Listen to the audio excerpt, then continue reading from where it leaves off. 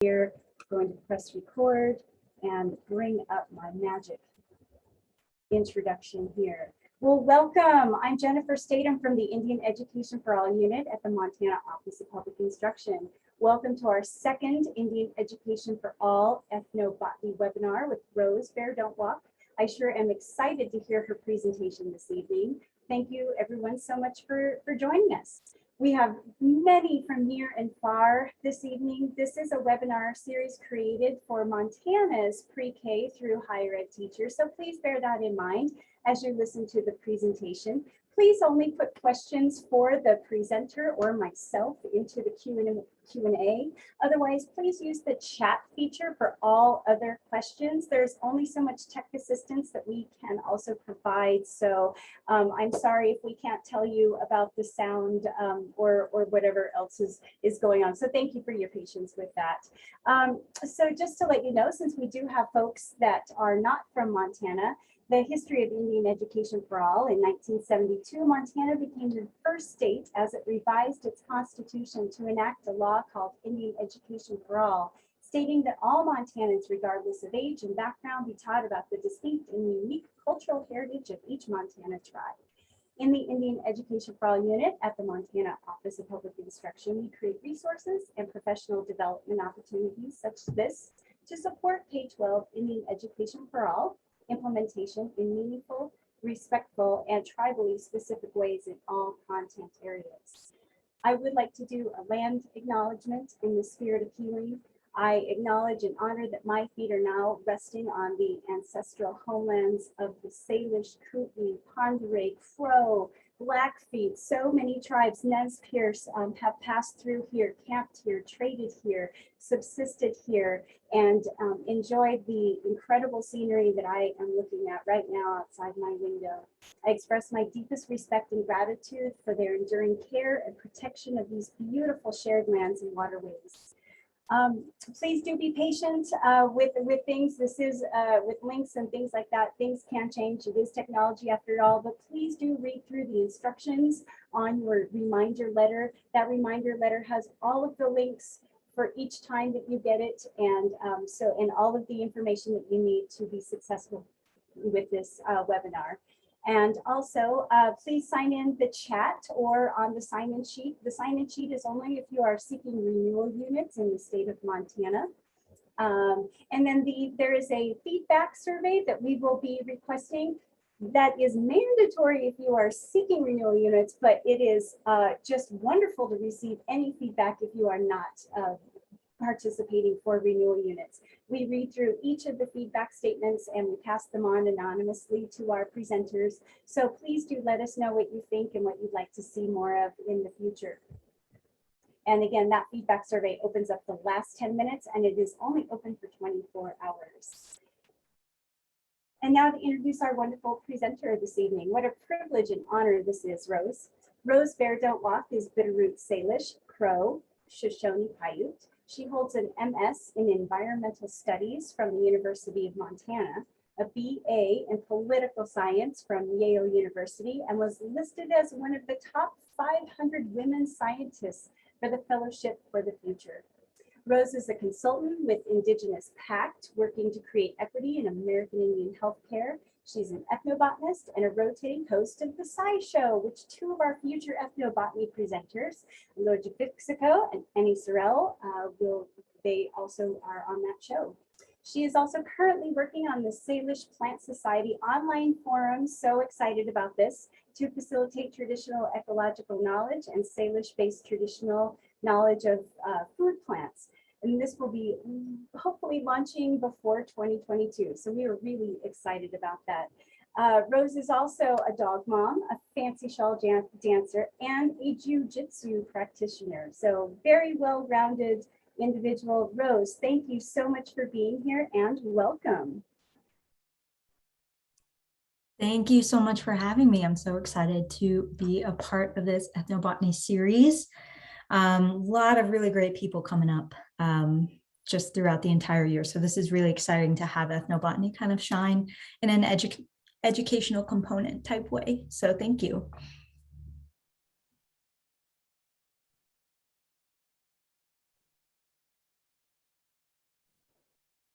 You should be able to share your screen now. I think I pressed all the right buttons. Okay, how do I sound? Do you think I need my headset? I know we did a little practice run, but You sound great. So yes, thank you for checking. okay, great. Well then, if I don't need it, then I won't put it on, and I can go ahead and get started. Folks in the chat say you sound fine. Thanks, folks, for using the chat for those comments.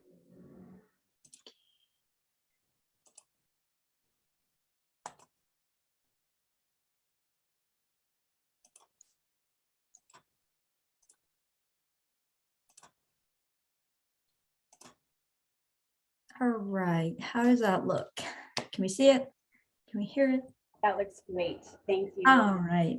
Okay, thank you. All right, so Cheschalu pesia usali tam huisten shamke luis quest.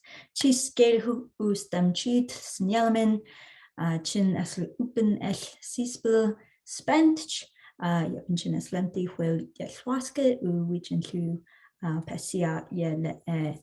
Hi everyone, my name is Rose Bear Don't Walk. I am Bitterroot, Salish, and Crow, enrolled member of the Lone Pine Shoshone Paiute tribe in California. I will be here talking to you about ethnobotany and its cultural ties and physical ties to health, as well as some of the components that I've been working a lot in my research of traditional food plants of the Salish. I'm just really excited to be here today and be a part of this. So this was all kind of covered in my intro, but I just wanted to highlight that my master's in environmental studies that I received in 2019, my master's thesis was called Recovering Our Roots, the Importance of Salish Ethnobotanical Knowledge and Traditional Food Systems to Community Well-Being on the Flathead Indian Reservation. Kind of a mouthful, but if you were interested in checking it out, that's the full title. I work with Indigenous Pact, with health and healthcare for tribal nations. And SciShow, just a small correction. So it's a YouTube science show hosted by Hank Green. It actually comes from Missoula, Montana. It's a really great resource if you just want to learn some random science facts about our world, just generally. And I've been a rotating host with them for about 2 years. It's a really great gig and has taught me a lot about how important science communication is, especially in just talking about it with audiences that aren't super familiar with it. So kind of my new pathway in recovering our roots and ethnobotany is just science communication and really getting out the resources and information out there about different plants, different aspects of science, things like that. My 500 Women Scientists Fellowship for the Future is coming to an end. I've had it for about 2 years now. And the fellowship is designed to recognize and amplify the crucial role of women of color in science, tech, engineering, and math. It's one of the first fellowships of its kind, and it's really, really important to bring women of color in science into these kind of larger conversations, especially considering the contributions that they've made to scientific history, and also a lot of the projects that me and my fellow fellowship recipients focus on improving equity and diversity in our fields of STEM. So I work with a lot of really incredible ladies and really privileged and grateful to have this fellowship. Okay, so before I kind of get into the main part of this presentation, which is ethnobotany, Salish food plants, holistic wellness, I'd just like to showcase some of the native land resources that could be available to you as educators or whatever field that you are in. So I'm currently on the traditional territory of the Apache and the Tampachoa in El Paso, Texas. This is how I found that out. It's a great resource if you want to check out where you are. It also has different toggles for language and for treaties of the different areas that you can explore. It's also a worldwide map. So you can look at all the traditional territories of Australia or any other place your heart desires. But I think this is a really good tool for people. And as you can see, a lot of the ocean and the waterways are highlighted as traditional territories because there's no separation in Indigenous ways of knowing between water and land in kind of that more political governmental sense. A lot of our waterways and the use of the ocean was really critical to how Indigenous peoples traded, utilized the environment, things like that. So it's not separate, more as a part of territory in that sense. Okay, so if any of you had attended the last month's Ethnobotany series with Rosalind, she was my master's thesis advisor. She's an incredible ethnobotanist. She kind of went over what is ethnobotany, but I'll go over it here too for any of the new folks. So what is ethnobotany? I get that question a lot because I tell people I'm an ethnobotanist and they're like, what does that actually mean? I know it's about plants, but what is it in a deeper sense? So ethnobotany is the scientific study of traditional knowledge and customs of people concerning plants and their many uses in society. It's a combination of ethnography and botany. So ethnography is kind of more in the anthropological realm. It's the study of customs of people and cultures and societies. And then botany is the scientific study of plants, including their physiology, ecology, and classification. So it's a botany on its own is very scientific. And a lot of it is based in Western science and Western understanding of plants as like kind of a single thing. And ethnobotany is really cool and really important to studies of cultures and indigenous cultures because plants have been utilized for food, for shelter, for tools and medicines, as well as ceremony, religious purposes, ways of telling time, things like that, in a variety of cultures and societies for thousands of years across the entire world. People have been utilizing plants forever. And there's many different ways that they've been utilized, but it's really important to understand ethnobotany as a sense of people and plants and the relationships formed between them. Okay, so to bring that native land map a little bit more focused, we're going to look at the traditional Salish food plant kind of round. That's where I focused a lot of my research and because it was part of my upbringing. And that's where I grew up. I grew up on the Flathead Indian Reservation and lived there for about 27 years. So it's a place I know very well, and I wanted to really understand the ways that Salish people have cultivated relationships with food plants over time. So we have our seasonal round over there in the corner. It goes through the seasons and it talks about the different plants that are coming up and used for food or used for different things, tools, stuff like that throughout the entire year. And it really showcases the amount of ways that plants have been utilized by the Salish people since time immemorial. And this other map here, I like to show because it's a way of getting people to understand how land and land usage and land relationships ties into the connections that we have with our foods and our food systems. So you take the Pend Oreille and the Salish and you see that blue area, that's kind of the traditional territory. That's where they utilize all of that land for hunting and fishing and foraging and trading. And then you concentrate where those people can be into that smaller reservation piece. There's going to be a lot of repercussions to that. And when I did my bachelor's at Yale, I really wanted to understand the barriers that have been place throughout history that separated Indigenous peoples from their traditional food systems. And as a result, some of the health issues that have come from that. So that kind of like the political, social, economic pieces of how our food systems have come to be in current day and the chronic illnesses that are in our communities, that's kind of what drove me to this work with ethnobotany. But I'll get to that in a second.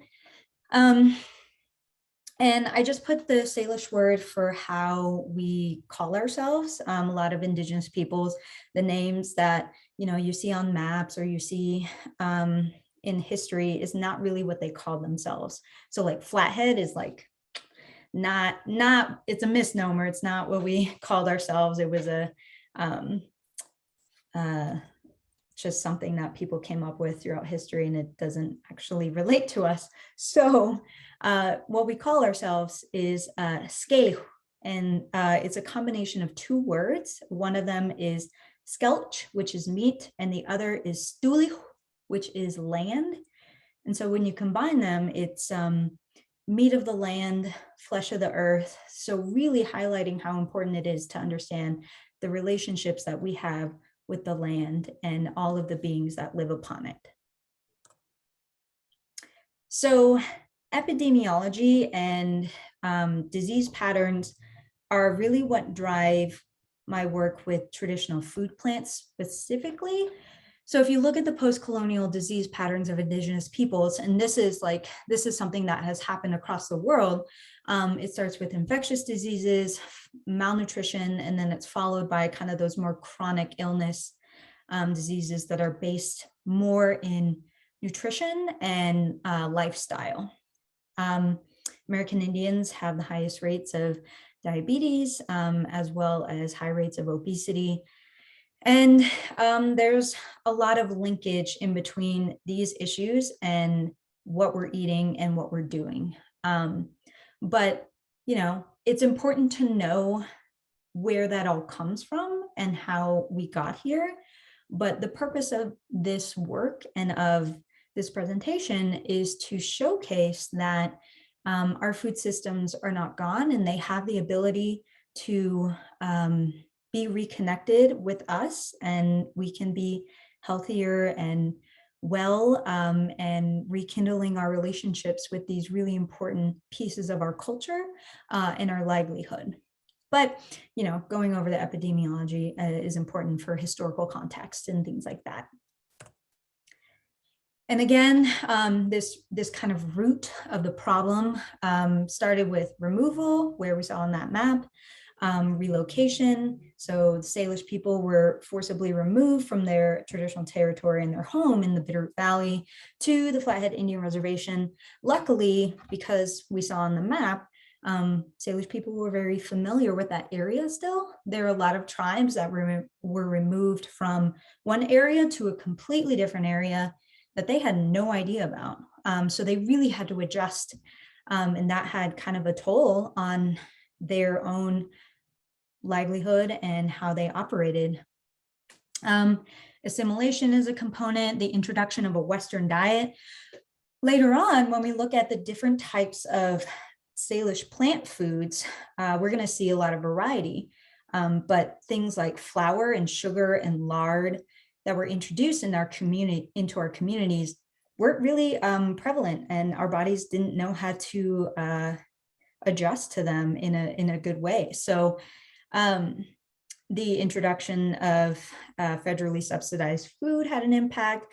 And now we're having kind of more food sovereignty based initiatives working with the FDPIR foods and how to cook with them in a more healthy way, because there's still economic and social inequity in Indian country. So we're still having those food distribution programs in our communities today.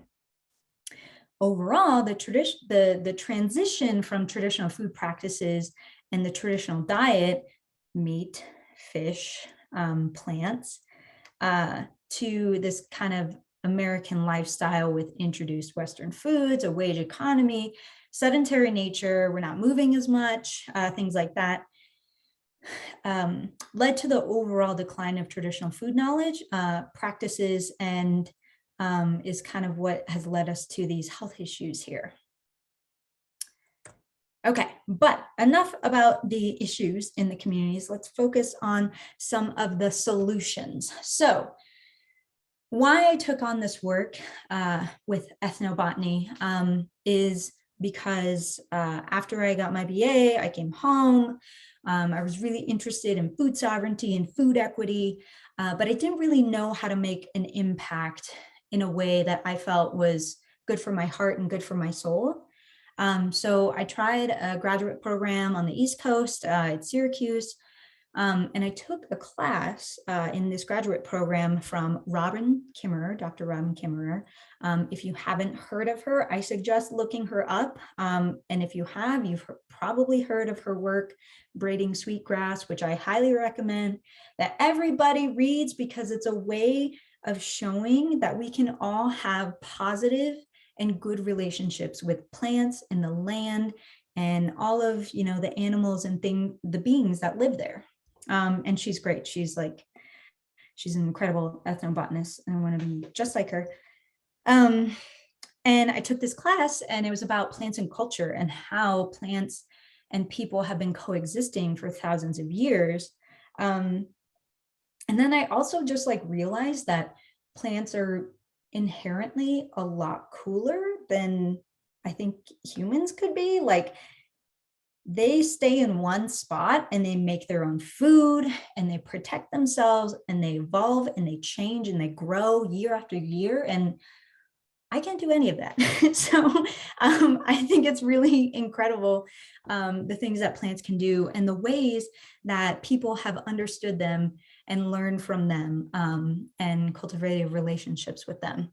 And another thing is, as a Salish woman, learning about food plants is really important to me because a lot of our tribal women were considered keepers of that knowledge. So our women were in charge of essentially feeding our whole population in the Salish society because they knew about the plants, they knew when they were ready, they knew how to harvest them in a good way, process them, cook them, all these things. And a lot of our plants have revealed themselves to women in the past. And that's kind of how we got our relationship with the plants in the first place. So it's really important for me to continue that, that relationship and that way of knowing as a Salish woman. So ethnobotany is really important to me. And some of the things that I grew up doing really tie into how I can see and practice the knowledge now. And all of these pictures I have in my presentation are taken by me. So we have in the left corner, that's Shoshone, it's foam berries, makes an interesting Salish dessert. I wouldn't necessarily call it a dessert, but a lot of people like to use the recipe and make it, and it kind of makes them feel really good and reminds them of their grandmas and their aunties. The middle is a nodding onion, pretty common throughout Montana. You use it like a regular onion. And then we have camas on the right, which is a really important staple food of the Salish, and not just of the interior Salish of Montana, but for a lot of Pacific Northwest tribes. Camas was basically picked in big amounts and traded. It was a really, really important way of getting a trade network in with other tribes. Okay. So I feel like I'm talking really fast. Maybe I should slow down. Okay. So food. I have a very intense connection with food and food as medicine, and not just something that we eat, I don't know, to get nutrition. I mean, of course, it's important to get nutrition, but food as medicine in a way of an indigenous way of knowing is knowing that food connects you to who you are as a person, as a Salish person, or it connects you to your culture, to your identity, to your language, to your ancestors. when I was doing my research, I talked to a lot of Salish people, and a common thread was that when people were engaging with traditional food plants, it was reminding them that they were part of a larger line of Salish people doing that same engagement. And it connected them to their ancestors and to the land. And I just think that's a really beautiful way of looking at how food is viewed. So food is a medicine, not just in like a physical sense, but like a social, emotional way of understanding. So small amounts of traditional food consumption can improve diet quality, and it has a lot of those social and cultural benefits. If you don't carry on the knowledge related to traditional foods, it negatively affects its consumption rate. So if people don't know that those foods are out there, or know how to identify them out in the forest or the land, they're gonna not know that it exists, and it's just gonna recede from our culture and from our lifestyle. So that's one of the things I'm trying to combat with my work with ethnobotany, to continue that transmission of knowledge related to traditional food plants. And of course, there's all of the aspects of language and teachings and livelihoods that are associated with foods that we won't get back if we lose that connection with them. So this is just one graphic that I put together in doing my thesis research. And I think it really focuses and helps people understand the way that Indigenous people conceptualize their own health. I mean, for a while, our health was only conceptualized in the Western sense. So we're free from disease, we're healthy, we're free from infection, we're healthy. That's kind of the way that Western science sees health. But when you ask a Salish person, and I did that because I think it's really important in research to make sure that the people that you're talking to and the subjects of your work are actually active participants in the creation of that knowledge. So asking a Salish person, what does it mean to be well to you? And a lot of people talked about, it's when I'm engaging with my culture. It's when I'm speaking my language. It's when I'm engaging with the land and with plants and with animals. And so in this sense, culture and traditional plant knowledge and health kind of all tie into this understanding of Salish well-being. And that little health piece is kind of more like holistic health. So when people are engaging with traditional plant knowledge, when they're out on the land and they're picking berries and they're eating berries and they're sharing the berries with their family, that enacts your physical health and your social health and your mental health. And those are all very important aspects into this understanding of well-being. Okay, so some of the concepts of Indigenous ethnobotany that I've found throughout my work and giving these presentations is honoring our roots, acknowledging the interconnected. I've given this presentation like a couple times and I still can't say interconnectedness. I'll get it someday. Acknowledge the interconnectedness of life and greet plants with gratitude. So when we honor our roots, that's really how we're honoring our relationship with our food plants. It's engaging in the teachings where, we're not picking too much. We're not, taking more than we need from the land. We're honoring the plant by not destroying its environment, or we're protecting it or something like that. Those are the ways that we honor our roots, because those traditional teachings and ways of knowing have been passed down for thousands of years. And that's how we honor not just the roots like of the plant, but the roots of ourselves, which can be our ancestors or our family, or all of the animal beings and plant beings that taught us how to be Salish people. The interconnectedness of life is kind of more like ecology way of thinking. So Western science wants to separate things. They want to focus on this one plant or this one tree and just look at it as its own thing. And when you separate something like that, you lose a lot of the connective qualities of it that can teach you a lot more about the environment and the plant itself. So everything in our way of knowing is connected. We're connected to the plants because they nurture us and feed us. That plant also is connected to its environment, not just like because it grows there and it utilizes the sun and the soil and the rain, but also because other animals use it for food or for shelter. So everything is connected in the sense of how it lives and how it moves and breathes and uses it, or is used or being utilized in its specific environment.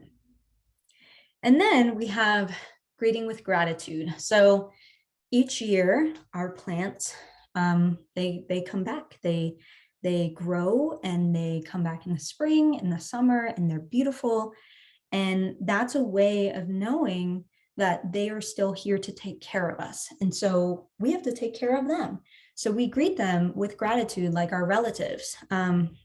We are grateful for plants, we're grateful for the animals, and we show that graciousness, through offerings or speaking kindly to the plants or talking to it in Salish. Those are some of the ways that I like to do it. But I think these tenets of Indigenous ethnobotany don't have to be necessarily for Indigenous people. I think all of us, native or non-native, can honor our roots and acknowledge the interconnectedness of everything and greet food plants or plants with gratitude. So that's kind of where I like to bring these concepts in, because I think everybody can practice them and everybody can benefit from them. Okay, I'm going to take a little sip break because I feel like I'm talking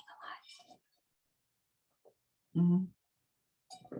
Okay, so we're looking at these beautiful pictures of plants. And I think I can do this in the chat. So if you just take a look at this collage, how many of these plants are edible? And I'll give people like a couple minutes. Oh my God. Take a look at it. Put it in the chat. I can see the chat. Great.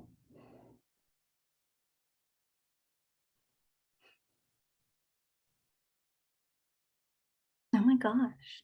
You guys are so smart. I love it. Okay, so usually this is like a trick question for people, but you guys are nailing it. All of these plants are edible. All of these plants in some way, shape, or form can be utilized for food. And I'll go through them just so we can get a sense of what they are. Somebody said that thimbleberries is like one of the best berries, and I agree. I love thimbleberries. I think they're delicious and they're the perfect trail snack. So we'll go through here and I'll start from the left, my left.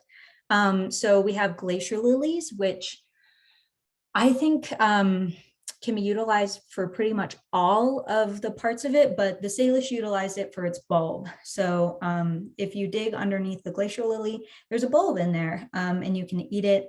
I recommend cooking it, so like steaming it or throwing it in a saucepan, and you can eat it just like any other bulb. You can also eat the flowers and the leaves, but I would eat them kind of sparingly just because they have a very peppery taste, like 10 times more than arugula. So if you eat too many, you kind of get that thing where you eat too much pineapple and it kind of burns your mouth a little bit. So just like eat a couple here and there. I think the glacier lily tops go really well in salads and they add a nice little pop of color. Right next to the glacier lily is a wild chive, which I didn't discover until a couple of years ago. And I think they're a beautiful flower for one. But I've only been able to find them in kind of like alpine environments. So it's really cool to just like be on the top of a mountain and find a wild chive. But you use it just like any regular chive, you use the leaves. And if you like pick the flower, pick the leaves, you can smell it. It's very, very strong. And that's one of the ways that you can tell you have a wild onion, a wild allium, so to speak, it's got that very strong oniony taste. So, you know, you got an onion of some sort. Thimbleberries, it's a great berry. I love it. It tastes very good. It's like a sweet, like super sweet tart raspberry. And the cool thing about it is when you pick it and you can put it on your finger because it's shaped like a thimble. Common names, they're kind of cool sometimes, right? And then we got the bitterroot, which is an incredibly important staple food plant of the Salish. And it's funny because I didn't actually know a lot about the bitterroot bloom until I was older, because the interactions I've had with the bitterroot are when its leaves are super green and succulent before the flower has bloomed, kind of in that summer period. Because the Salish harvest the bitterroot when its leaves are green and succulent, because that's when all of the energy and the carbohydrates and the stored starch and things are in the root, and not necessarily taking all that energy to go into this beautiful flower. Because when it's flowering, the roots are really hardy and they're woody and they don't taste very good and you can't really eat them. So the Salish eat them and harvest them and use them kind of in that more springtime period when the roots are very kind of full of nutrients, and then they can be dried for later use or anything like that. So just recently discovered how pretty bitterroot flowers can be. Down there we got kinnikinnick, those kind of those pink flowers. They're kind of shaped like urns. In botany, we call that ursulate. It's an ursulate flower shape. The Salish people use them not too much. The berries are kind of mealy and fragrant, but if you take the berries when they're bright red and you throw them in a skillet, they'll kind of puff up like when you, puff amaranth or quinoa or something. It's kind of gets that like that nutty, fragrant type flavor. That's kind of how they utilize the berries. But for the most part, kinnikinnick was used for the leaves, and it was put in pipes for smoking. And then we have fireweed, which is just like, you can eat the flower as it is, and it's very tasty. It's just florally and sweet, nice. Otherwise, people nowadays make jellies or jams or syrups from fireweed, or honey. I think I've heard of fireweed honey. But you can also dry the petals and make tea out of it, and the tea is very good. Then we have elderberries, which grow in these like really like many berried bunches, and those are utilized for its immunity properties. So you can't eat the stems or like the seeds of elderberry raw, because there's some components in there that aren't very good for you. But if you boil them down and you take out all the stems, it makes a really good syrup or jam, and you can use that when you're feeling sick or something like that. And then lastly, we have biscuit root, which is a type of Lomatium species. And the Salish and a lot of tribes across Montana utilize like several species of Lomatium. And Lomatium are kind of hard to distinguish botanically from each other. But for the most part, they all have this kind of umbrella-shaped flower head with the multiple little flowers on top in the bunches. And then they have a root, a kind of woody-ish taproot on the bottom. And the Salish people would take the biscuit root and they would dry it and they would pound out the root, and then later use that biscuit root flour to make biscuits. So those are some of the food plants that I've looked at in my research, and you guys all knew that they were edible. So that's great. Okay, let's go next.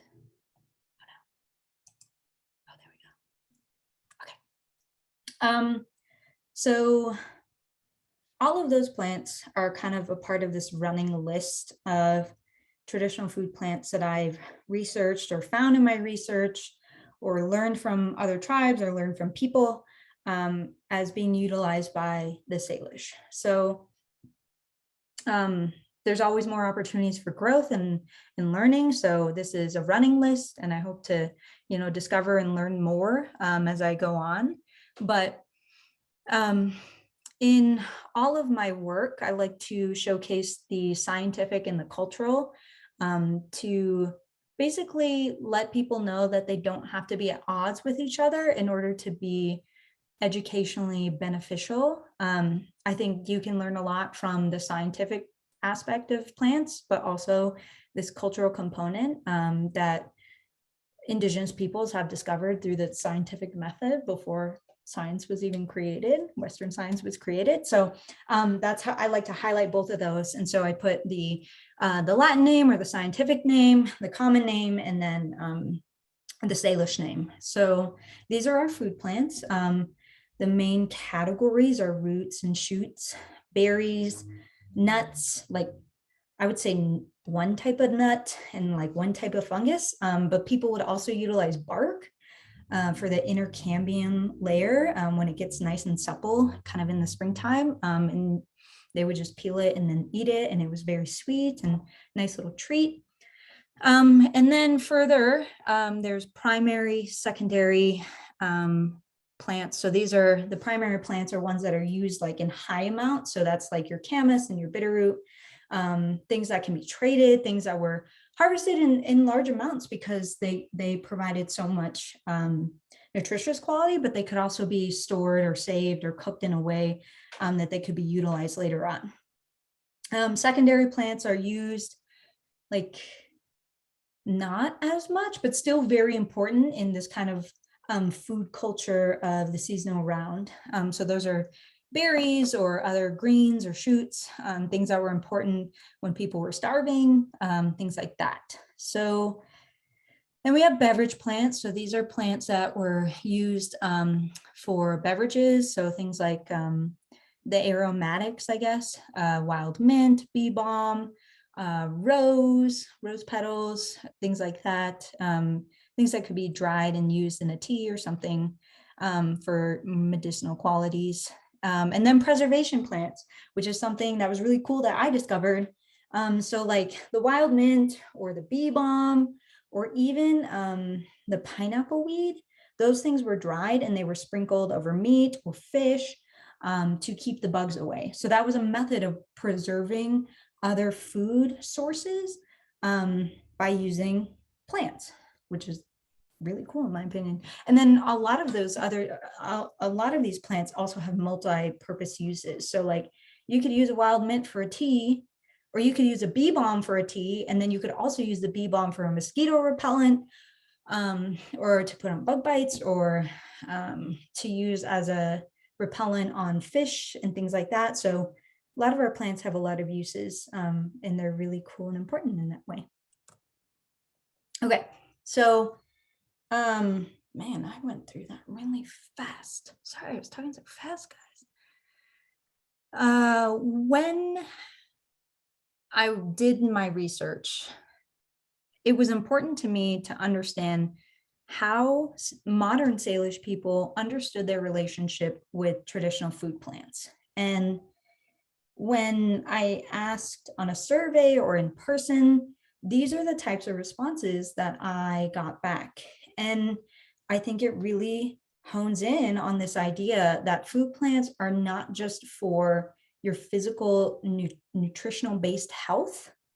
They have a really great impact on it, but it's not just about that in terms of being healthy and well. It's about the spiritual connection, the emotional connection, the familial connection that you get when you're picking berries with your family or something like that. So there's all of these aspects that go into understanding food plants. And I think I also want to tell you guys that I chose food plants because that knowledge is not as widely practiced in my community. There are still people that are hunting and fishing, and those ways of carrying out our food systems are still alive and well, but not as many people engaging in this traditional food plant knowledge as, you know, prior to colonization or assimilation and things like that. So that's why I chose food plants in particular. And also because I think plants are really my calling, and I think it's important to reconnect with them and revitalize that relationship with them.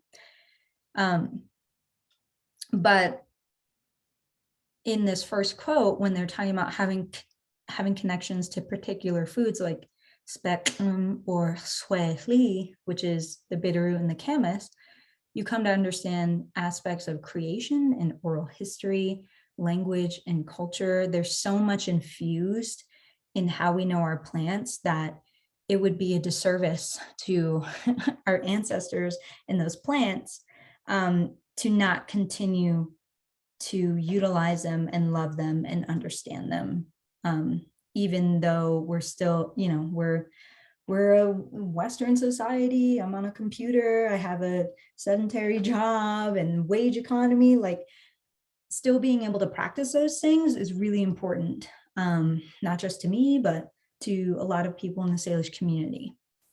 So when you eat these food plants, and I really like to try everything I talk about because I'm a huge fan of practice what you preach. And so trying new foods, identifying a new plant, a new food plant in the wild is like just the biggest, greatest rush that you could get. And I love it. And that's what I live for. So when you eat those foods and you engage with those foods, it's so important to every aspect of life, and it makes you feel connected to a lot of things. So I think a lot of Salish people feel the same way. It's just that getting that knowledge out and getting out a way to positively identify plants in their natural environment is the next step. So these are just some of the Salish plant names that we have. One of the cool things that I've discovered in my research is that when you study linguistics, and I really wanted to incorporate a lot of the Salish language in my research and how I, showcase these plants. When a plant name is unanalyzable, so you can't like break it out into like semantics and like morphemes and all of that linguistic talk that I don't totally understand. But when you can't break it down in those components, it has existed for so long in that language that there's no way of like breaking it down in that language, because the people and the language and the name have coexisted for so long. So that blew my mind, and I thought that was like the coolest thing ever. So a lot of our plant names are unanalyzable because they've been a part of our culture for so long, and coexisted with our language in that sense. There's a couple plant names that are analyzable, but not a whole lot. These are things that we uncover and find out when we learn about the other cultural aspects of knowing plants. So that was just like a little cool thing I like to add. Okay, so coming down to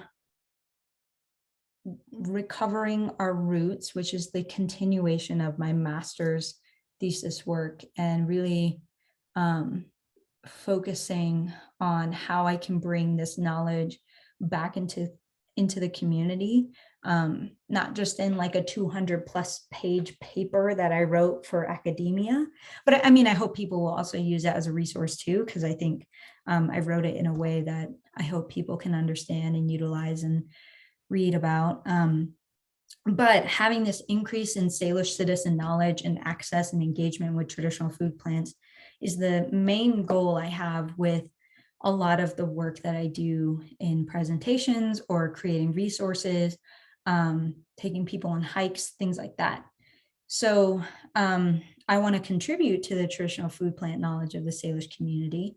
And part of that is going to be this new project called the Salish Plant Society, which I'm really excited to launch in the next couple months. It's going to be an online website where I bring a lot of my resources that I've created or resources that I've found in my studies into kind of one arena for people to be able to just look through and find what they need and be able to go out and engage with plants. Because the thing about going out and identifying plants is that you have to be 110% sure. So I think first and foremost, the easiest way is to go with somebody that knows that plant. But if you can't, having that scientific identification knowledge associated with the botany and the physiology of the plant can really help you go out, engage with the plant and feel safe. So that's what a lot of my resources kind of bring together. They bring together that science focus, that botany focus, and then that cultural focus so that Salish people can go and engage in their culture and be on the land and learn about plants. So education, incorporation of traditional teachings, information, ways of living, those are all part of this Recovering Our Roots in Salish Plant Society project that I'm working on. And yeah, when we do these things and engage with these plants, it sustains us in so many ways that I can't even encapsulate in words. So that's kind of what I'm working on at the moment. And a lot of the plants will be the ones that we saw on the list. And I have pictures and I want to do videos at some point, recipes, nutritional content / information, and all of the things that go into knowing our food plants. This flower here is also a spring beauty, which is also called Indian potato. And its scientific name is Claytonia lanceolata. And it's the cutest little plant that comes out in the spring, and it has these little tiny tubers that look like potatoes. They're just like miniature size. And you can eat them just like potatoes, and they're very delicious. And I just love the flower so much.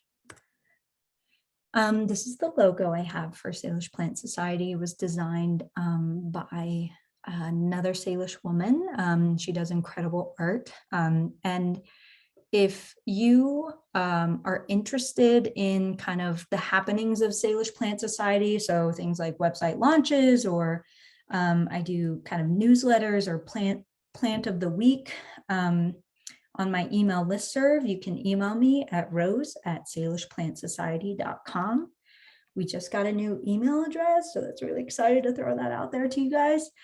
And this is kind of the things that I'm working on, and I'm really excited to share it with everybody. Okay, so these are all the resources that are already on the page that are included in the links here. So I don't know if I need to really go through all of them, but there's resources from ethnobotanists and chefs and activists, people that are actively working in food sovereignty or ethnobotany. And these are just some of the things that I like to have in my own life and utilize. I like to have the Sioux Chef's Indigenous Kitchen to practice some recipes. Cedar braised bison is delicious. I highly recommend you guys try it out sometime. The Edible and Medicinal Plants of the Rockies is a really good guide that I use in the field, just because it has in-color pictures and a lot of good botanical information. It's not written by an Indigenous person, but I think it's good to have these guides on hand that really showcase that scientific piece of it. Other ways that you can connect with traditional ecological knowledge and ethnobotany. There's local courses in Missoula, Montana at the Montana Natural History Center.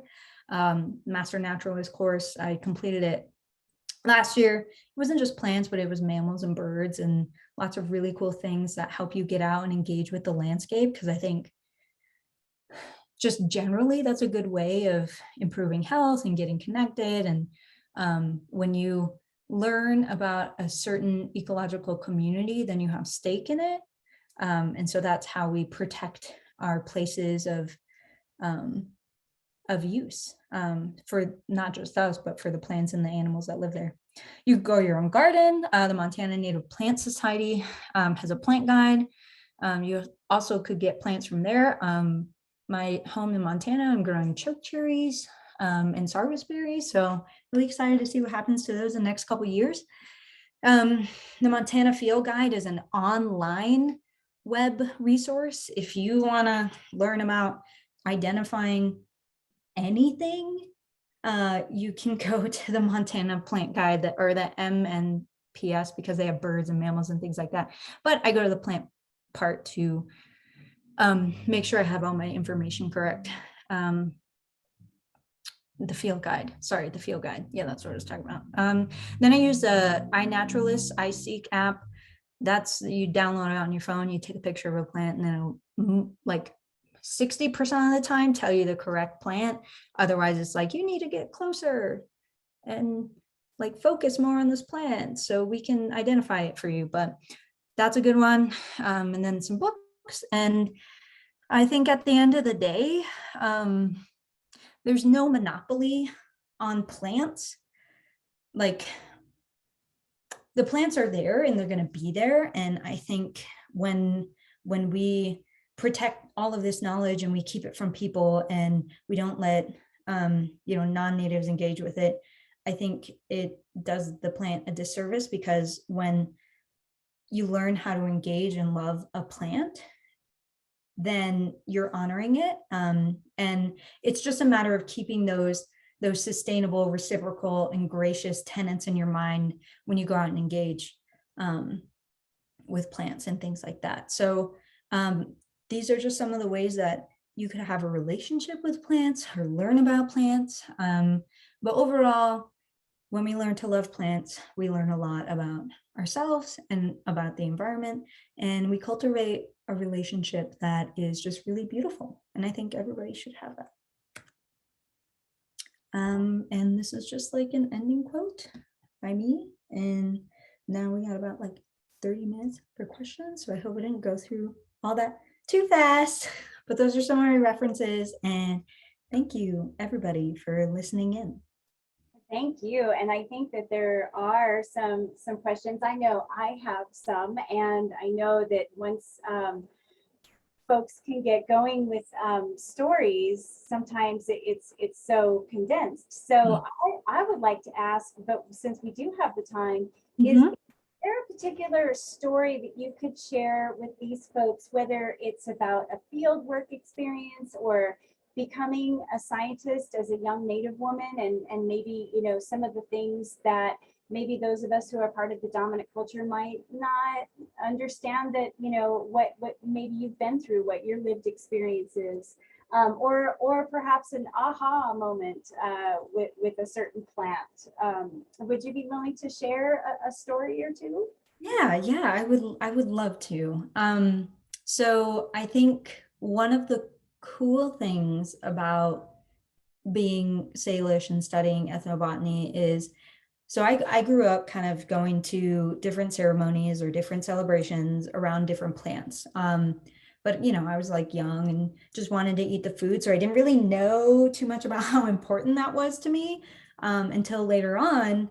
And I remember learning about the camas bake. And the camas bake is a very extensive process in a way of Salish preparation of the camas and cooking it, because you can't eat the camas raw.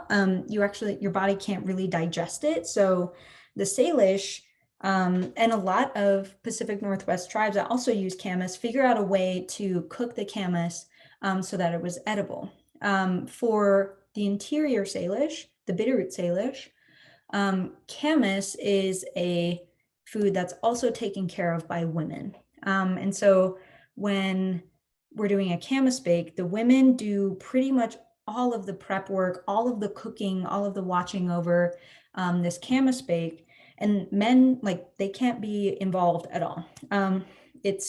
It's said that if men are involved, they'll be sterile, and so we don't want that. So we just have the women take care of it all.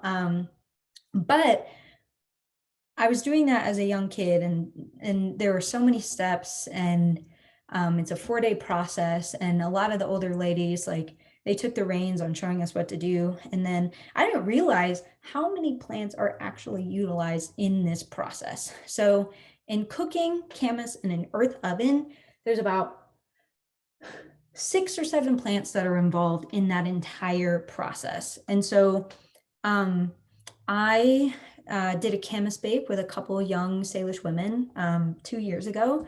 And it was after I was like studying ethnobotany and learning about plants. And I was just like, oh my gosh, there's so many different plants involved in this process.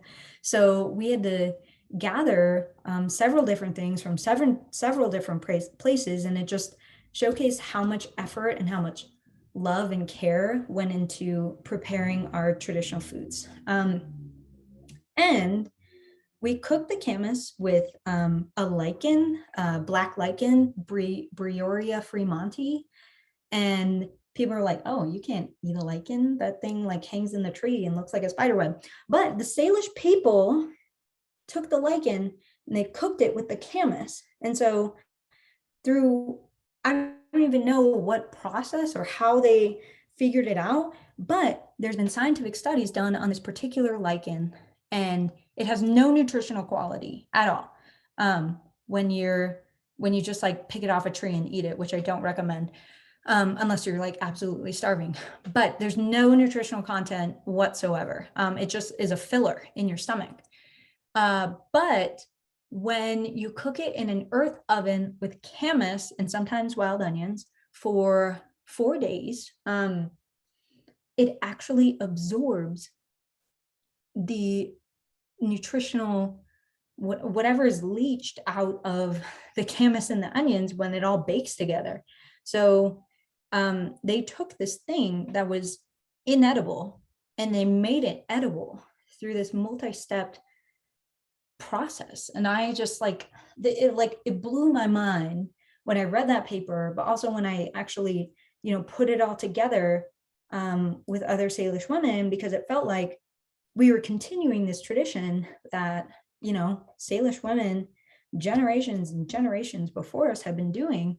And it was a really cool way of having it all come full circle. And so I just really, it was just such a cool moment. Like, that was a way that showed me that like you can use science to, I guess, kind of rectify things. But at the end of the day, it's the traditional knowledge of the people that really just like made this thing what it is. And so I just thought it was really cool. And, people are like, you have lichens in your traditional food diet? That's crazy. So yeah, that was one story. That's great. There are some questions coming in. Because someone is wondering if you are willing to share your slides. Yeah, so I have, I'll have to edit them a little bit, but I can make these into a PDF and send it to you, Jennifer, if that, yeah. And then I think I just asked that you use proper, credit in like all of the pictures are pictures that I've taken. I have my resources in the resource list. So just, academia has gotten me to credit where credit is due, especially for Indigenous peoples who don't receive a lot of credit in Western academia. So that's my only stipulation for that. But yes, I would love to share my slide with you all. Fabulous. Why don't, when you send me the PDF, why don't you go ahead and put the citation exactly as you would like it, and then we can honor that from there. And I'm so glad you said that, because it is very important to give credit where credit is due, especially with native knowledge. Ms. Pardini was wondering if you can speak to the ethics of collecting the Montana Native Plant Society resources you shared are terrific. So a lot of what I do in harvesting, foraging, anything like that is I try to go to areas that are kind of less traveled by other people. Some of the ways that foraging has changed, especially when you talk to elders, is that you know, we have cars and we have exhaust and we have these different chemicals and things in the air. So like, don't go pick berries off the side of the road, because a lot of the car exhaust and dust comes up there, and you know, those plants aren't in their finest, best form, and you know, could have some physical effects. But also, I always like to just, I know like offering is kind of, I don't know, something that maybe non-native people are used to, but I always like to bring a small offering for any of the plants that I'm engaging with, whether it's like a little bit of sage or a little bit of cedar or a little bit of sweetgrass, or even just offering your physical words of thanks, because, you know, people have seen that study where they're like, if you talk nice to your plants, they'll grow better. And I think when you talk to plants out in their natural environment and you engage with them in a level that is beyond just I use you and that's all, that's a way of honoring that connection with the plant. When you see plants as autonomous living beings, then you truly understand that picking them and harvesting them is part of kind of this ethical trade. And when we lose sight of recognizing plants in that way, then we're not ethically, you know, picking them or honoring them or anything like that. So like on offerings, talking nice to the plants, always, like I've always been taught this growing up by any auntie or any grandma, is that you never pick more than you need. So if you go to like a thicket of berries, you don't pick the whole thicket. You got to leave some for the rest of the animals that use that area and use those berries. So you pick a little bit here, you pick a little bit there, and then you move on to another spot, because when you do that and you actually leave like some and some gone, it's actually better for the plant in its reproductive ways of regrowth and things like that. So those are some of the ways that I like to do it. Oh, some other things is don't put plants in plastic bags because they can't breathe. Yeah, like if you're picking wild onions or something, canvas bags or even fine mesh bags are good, because that allows the plant to breathe and you're not, you know, putting it in this like stifling plastic thing, and picking up after yourself whenever you're foraging. So those are some things that I like to do. Excellent, thank you. I love this question, so I'm going to ask it. Are there teachings that have been passed down on the trials that went into learning about what parts of the plants are edible, medicinal, poisonous, etc.? Yes. One of my favorite ones, and I can't fully tell the story of it right now because it's part of our Coyote stories, which are stories that we tell usually to young kids in the wintertime to tell them how to be and how not to be, because Coyote is a trickster character, and we usually learn what to do by not doing what he did. That makes sense. But there's a story about him involved with rose hips. And if you don't know about rose hips, you shouldn't eat the seeds of rose hips. And rose hips are the fruit that comes from after a rose has bloomed and kind of closed up. The hips are super high in vitamin C, and they're very good in teas, or you can eat them fresh. But you have to scrape out the seeds and get rid of them, because they actually they mess up your digestive tract. And so you eat them and they're itchy going in and they're itchy going out. But when one of the Salish words for rose hips, we have a word for like the fruit itself, but we also have a word that refers to it in that coyote story. And it's the translation is coyote's berry. And I'll just let your imagination do what you will with that. But don't eat rose hip seeds because they'll get itchy. Well, I just had no idea. So thank you for that. Yeah. The next question, great presentation. What can you tell us about uses for local bee balm? And I'm super excited about this question as well, because I rescued some from a plant center at the very end of the season that was sad, and they started actually thriving, just getting them into the ground before. Oh, wow. I'm very excited to see what happens with my bee balm.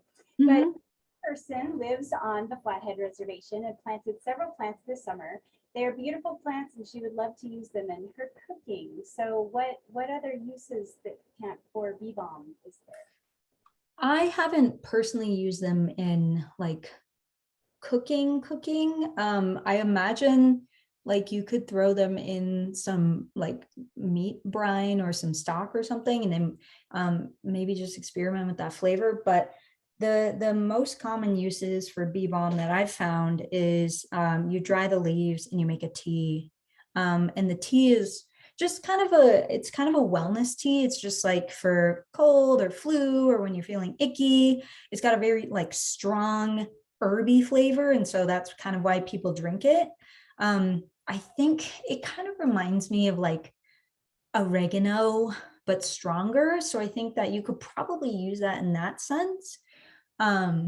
But then bee balm, I mean, people named it bee balm because it's very good for pollinators. So it's great that it's, popping up in your garden, because that will help bring pollinators to the other plants. And then I read somewhere too that you take the fresh leaves of bee balm, and if you're having a bug problem, you just like rub it all over yourself. And it's kind of like a mosquito repellent. Any sort of those like really strong smelling plants, like yarrow is one, bee balm is another. You can just rub on yourself and it'll keep mosquitoes away.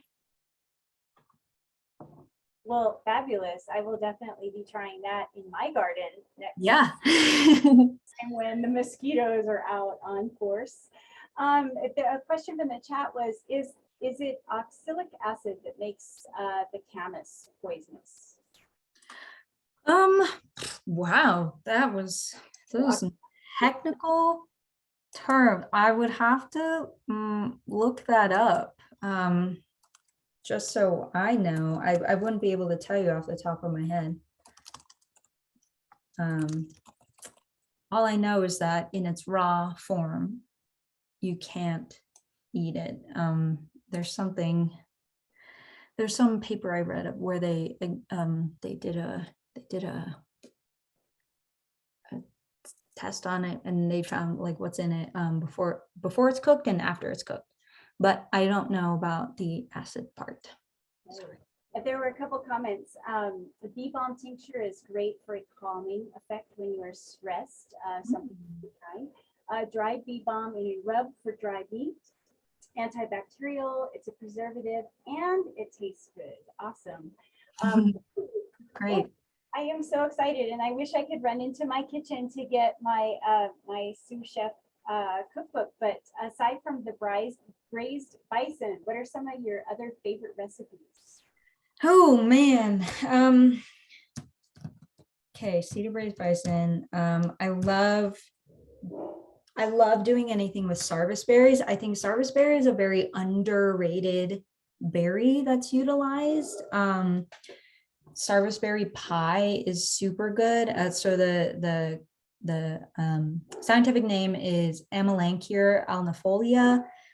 There's like 7 different names for sarvisberry. There's like Savisberry, there's like Juneberry, there's Saskatoon, but they're all Amelanchier. And I think they're great as a snack. I've also utilized dried sarvisberries and put them in trail mix. I think they're like if you ever had a dried blueberry in trail mix, I think sarvisberries adds the same amount of like depth of flavor and fruitiness that you could want. And then let's see. What else do I like to do? I mean, I like to make teas. I really like utilizing cedar and cedar tea. And then where do you get your cedar? That's a question that has come up before, especially edible cedar. Yeah, so cedar grows in very wet environments, so kind of moist next to creek beds or rivers or anything like that. Maybe not river. It's like a woodland moist area. So I like to get mine out near the reservoir in St. Ignatius. And there's just a bunch of cedar out there, and it's a multi-purpose plant. So you can use the cedar boughs for a steam if your nose is clogged or you're having sinus issues. You can use it as a tea with honey or maple syrup. A lot of people love cedar tea and I think it tastes really good. And then cedar bark has been utilized for all sorts of tool making, making baskets to hold other things. So I like to get my cedar kind of in a more like deep, wet environment, far from like roads or anything like that. So yeah, I like cedar. And that kind of leads to this next question. Because the harvesting can be problematic if folks aren't sure what to do or where to go or how to respectfully harvest, but especially teachers are really wanting to share plant knowledge with their students. But is there a resource that could help teachers to identify rules and laws of wildcrafting, and especially like on specific land, perhaps on the reservations? Great question. I don't know if there's a conglomerated tool for that, but I do know for a fact that you cannot harvest or forage plants on the Flathead Indian Reservation in the tribal wilderness unless you are a tribal member or spouse of a tribal member or with a tribal member. So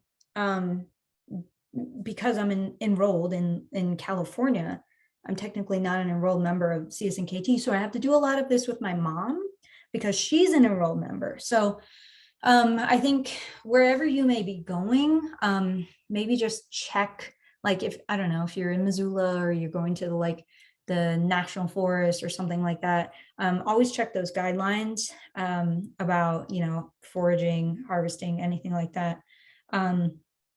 But then I think also for teachers that are trying to figure out ways how to incorporate identifying plants into their schooling, I have a couple just templates, and I've done it in other presentations before, but there are some ways of identifying plants that kind of come across the entire family of plants that will help you identify them. So if you think of members of the family Lamiaceae, which is the mint family, some of the common traits of mint is that it has a square stem.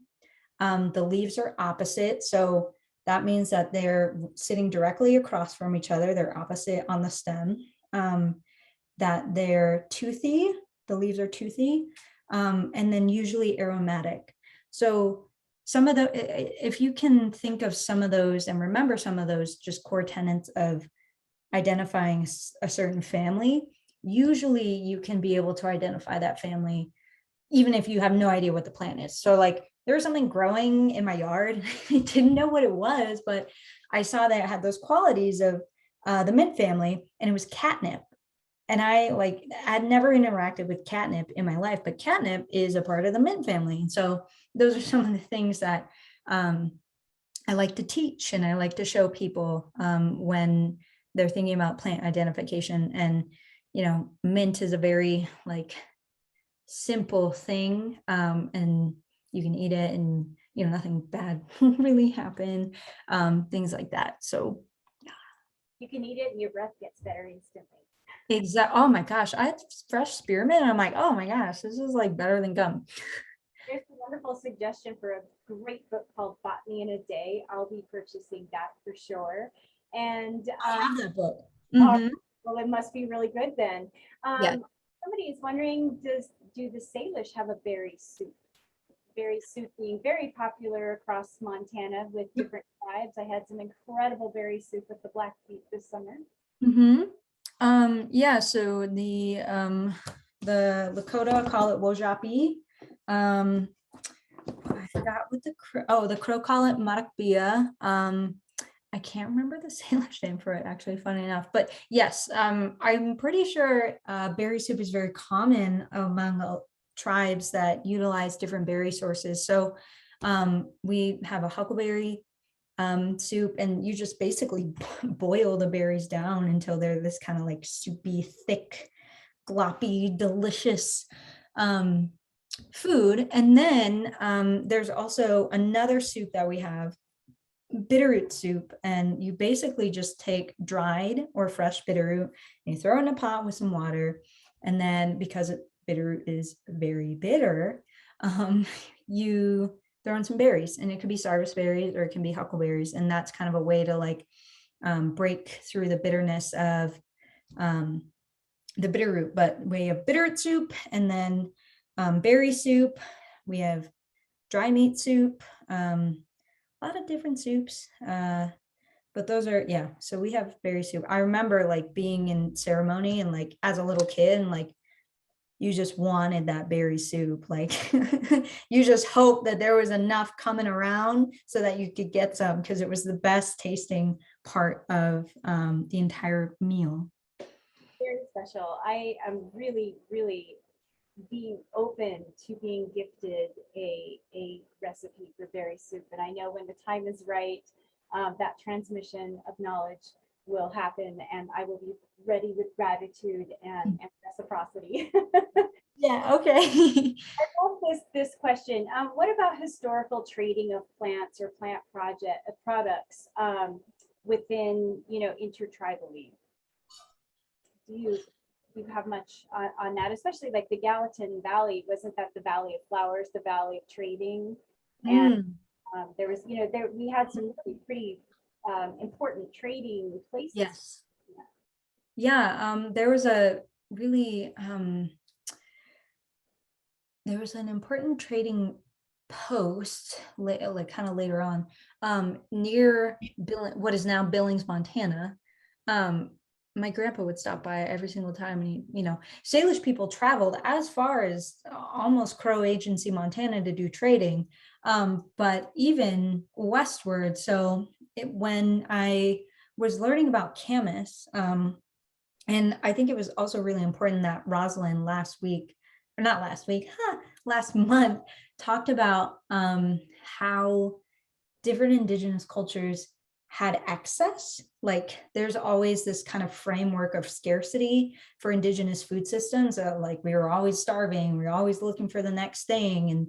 And a lot of the primary food plants like bitterroot and camas, because they could be dried or stored in a way that they didn't go bad, they were part of these huge trading networks, specifically the Pacific Northwest.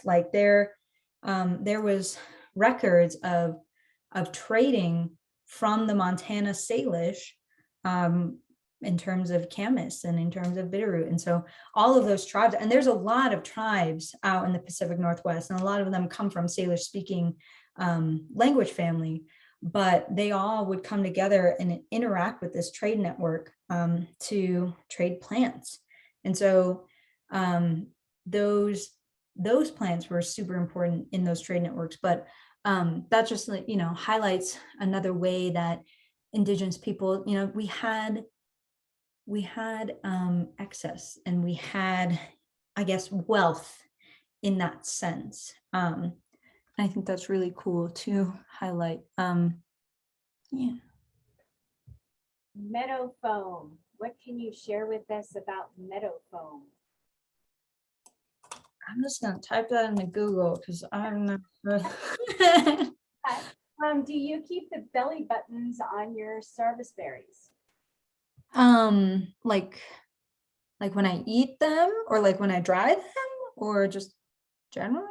Do you keep the belly buttons on your service berries is the question. I That's all I got. eat the whole thing. I don't know if I guess I don't keep the belly buttons because I eat them. I eat the whole thing. Specifically for pies. Dog paws? Animal paws? But pie, like, you know, fruit pie, like a service berry pie. Nice. Yes, I do. Yep, I use the whole berry in the pies. And I mean, essentially, when you're making fruit for pie, you're basically making that soup again, the berry soup, and it just gets gloppy and delicious. And then you throw it in a pie crust. And I think we have time for one more question. You know, you talked about the Montana Native Plant Society, and we use the word, you know, native knowledge. Is a native plant, what is that, colonized language? Is that this, you know, how would you unpack that a little bit? You know, I haven't really gotten too into the weeds and that type of language, mostly because, like, a lot of the plants that are considered native, like if you go into the Montana Field Guide and it says native, I mean, all of those plants were utilized by native peoples in some way, shape, or form. So I don't necessarily think that it's a bad thing to determine native plants versus like invasives, just because I don't think that deeply into the language. I think, I don't know, I call the plants that we use like indigenous plants, but they're also native plants at the end of the day because they're from that particular environment. Something I can think a little bit more about, but Well, I don't I appreciate have a that. fully formed opinion about it. Yeah, I've been asked that in trainings before, and I wasn't, you know, sure how to exactly answer it, not being native myself. So I didn't, you know, want to embody that assumption about, you know, the language, and so some people are very sensitive about, you know, language terms, and some aren't. Just, you know, essential understanding number two, and Yeah. are diverse. Well, thank you, Rose, so much. There's just such wonderful, supportive, and grateful comments in the chat for you. And yes, if you are wanting to give us some feedback, please make sure to fill out that feedback form within the next 24 hours. The link is open, and Joan has provided that in the chat. Someone said, "I'd be clapping if you could hear me." Oh. Oh, okay, thank you so much, thank you. So yes, this was just fabulous information, and thank you for being so accessible and for all that you have shared. And it was just delightful to finally meet you after hearing wonderful things about you from your auntie. Oh, And thank you. about Indian country is getting access to other wonderful, wonderful people with just incredible knowledge. And someone commented in the chat how important this knowledge is right now, and how incredible it is that, you know, people are willing to share this knowledge. So I think it gives us hope, and it certainly gives us a lot to think about, and it certainly makes me hungry when I think about the sous chef. So thank you, Rose. Thank you, everybody. Please stay safe. Next month, we have Marissa Spang coming up. I'm very excited. She is Alma Snell's great grandniece, and so she will be providing some incredible information on her Crow and Northern Cheyenne heritage. Amazing. Oh, so cool. So thank you all very, very much, and take care. Thanks, everyone.